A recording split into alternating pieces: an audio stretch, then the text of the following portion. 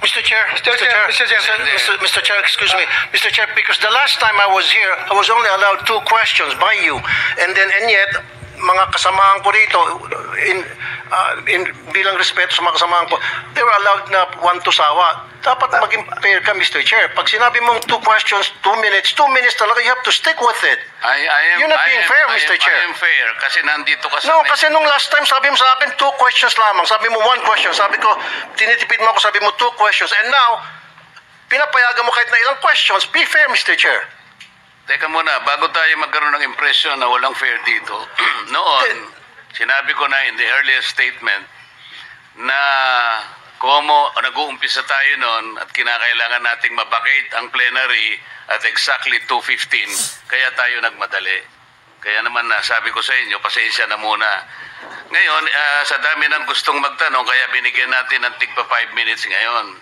Kaya lang, I am following a schedule here. Ito pa yung nandito kung wala na si Senator Marcos, tapos ka na. Mr. Chair. Mr. Chairman, I made a motion, Mr. Chairman. I have a pending motion, Mr. Chair. I second the motion.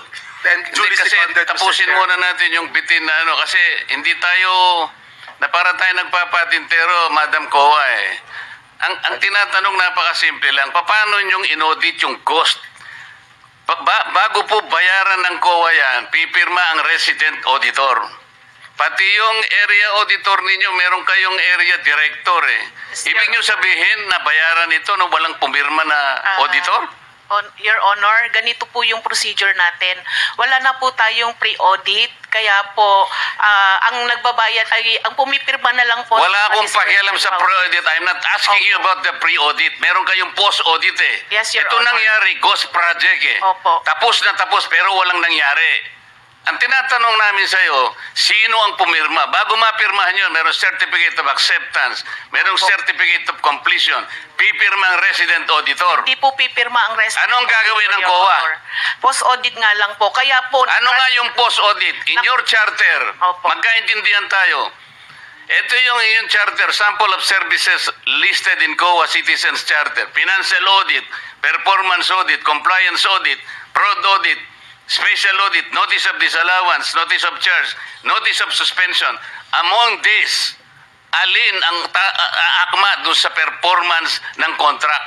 Opo. Nasaan kayo? Papasok po siya sa compliance, sir. Sus Mariosep, Opo. wala nga ang compliance Ganito po, Your Honor, marami pong observation ng mga auditors natin pagdating po sa compliance nila sa procurement. Sinong mag-a-avail ng compliance? Sino yung auditee?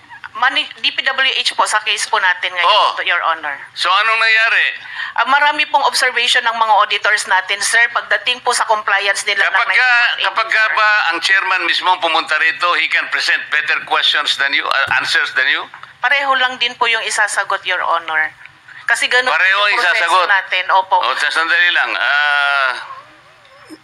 Let us follow the... Mr. Chair. Mr. Chairman, Mr. Chair. I'm now being tempted to raise a point of order, Mr. Chairman. I made a motion duly seconded, Mr. Chairman. kasi nga kung... To subpoena, Mr. Chairman, today, Mr. Chairman, I'm asking it today because they said if that will help us, okay. Any second? Yeah, it was already seconded, Mr. Chairman. There's a motion and there's second. The motion is approved. Then let's Thank you, continue Mr. with the Chairman. questioning. Mr. Chair. Sir, kasi yung 5 minutes ko, maraming sumingit. Last na lang, isa lang. Hindi kasi wala, hindi na makakaano itong mga kasama natin. With the permission of Senator Tulfo. Senator Tulfo, maiksi lang. Maiksi lang. Ha? Di ba, Mr. Chair? Kasi sabi ng, Mr. Chair, sabi ng COA. Teka muna, with the permission of Senator Tulfo. Okay lang? Clarification, Mr. Chair. Akala ko po ako yung Oo nga, kasunod kayo na po ang ni susunod. Senator Kaya lang, ang Rosa. daming ayaw pang bumitaw. Hindi ho. Naghihintay naman po Last ako. na to, last. Tinatanong ko lang po yung Last. sequence. Then Salamat, last, Mr. and then Chair. Senator Risa. Salamat, Mr. Chair. Pagkatapos wala na si Senator Amy, Senator Rapi. Yeah. Sandali lang, ikaw lang po. Thank you, Mr. Chair. Mr. Chairman, considering that this representation is part of the leadership, Okay. Yeah, priority, we find priority, out, Mr. priority. Chairman, Okay. the list of... Last question, and then Senator Risa. Wala na si Senator Marcos, Senator Joel, Senator Rapi. Senator Robin, magkano ka? Senator Robin. And then Senator Mark. Okay. In that order. Thank you, Mr. Chair. Proceed, sir. Proceed.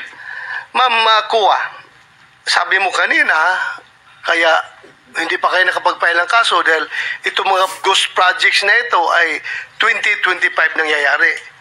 Am I correct? At you need time para Sir, for Makapag-file ka. clarification, isa po doon sa mga ghost projects na na-mention, sir, ay 2025. Pero sa iba po, hindi ko po masigurado kung anong taon. Okay, ganito. According to COA Annual Audit Report 2023, 2023 ito, it was observed that various infrastructure projects with aggregate cost of 5.716 billion were declared as 100% complete. On the report on publicized government programs, projects, and activities, and project status monitoring reports of DPWH implementing offices despite the deficiencies or defects noted upon actual inspection and validation thereof. Ibig sabihin po, sa regular annual audit ng COA, nakikita na ang mga maling report ng District Engineering Office ng DPWH. So itong mga 2023 na mga problema, wala pa kayo napailan ng kaso nito? Your Honor, yung iba po dyan kasi, kinorek na nung contractor yung mga noted deficiencies. Yung iba naman po, nagbayad na po yung mga persons liable. At doon sa mga nakorek, kahit nakorek po, meron din pong mga pinataw or nakolektang liquidated damages po. So, meaning wala talaga nakasuhan kasi naayos nila. Naayos nila ito lahat. Kasi 5.716 billion pesos na projects. Sabi maraming deficiencies. Tapos Po yung wala total- nakasuhan. Yan po yung total contract cost, Your Honor, yung 5.7. Yes. Opo. So wala nakasuhan ito. Itatanong ko po kasi, Your Honor, consolidation po yan sa lahat ng regional and district engineering offices. Yes, I hope, Opo. ma'am. That's your Opo. mandate. That's your mandate. Kukunin po namin sa mga regional auditors Yeah, po gawin